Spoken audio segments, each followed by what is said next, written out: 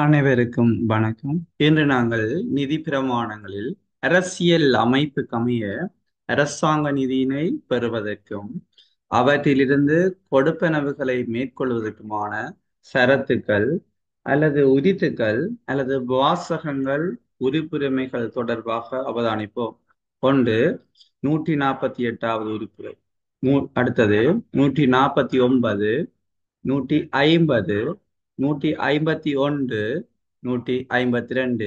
அவற்றை மீண்டும் ஒரு தடவை நோக்குவோம்.